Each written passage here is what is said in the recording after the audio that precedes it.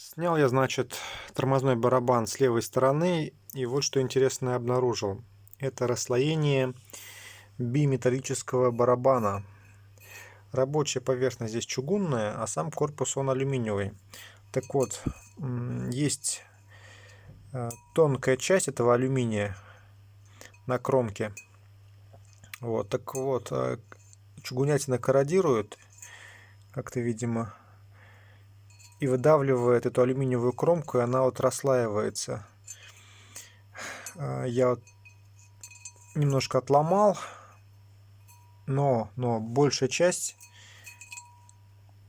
ее просто нет. Она, видимо, то есть вот эта кромка здесь, получается, которая откорродировала, и вот в этой части, вот видно, там блестит. То есть фактически половины кромки нет. То есть я отломал вот 3 кусочка всего лишь. И все остальное это само отвалилось. И, видимо, это было причиной шума, о которой я говорил.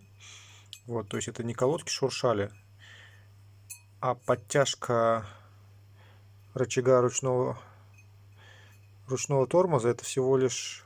и исчезновение скрипа, шума это всего лишь совпадение. Вот, то есть вот это вот все это скрипело. Колодки-то нормальные. Вот, и запас у них вроде как есть, там до 1,5 миллиметров, как я и говорил, там у меня 2,5-3, а допуск 1,5. Поэтому вот, в принципе, причину скрипа я и нашел.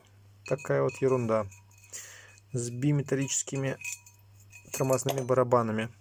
Да, еще вот здесь вот откололся кусок накладки. Ну, не критично, но тоже так себешно, короче говоря. Почему он откололся, тоже большой вопрос. Еще другая накладка целая. Все буду разбирать, ставить свежие колодки и кататься дальше.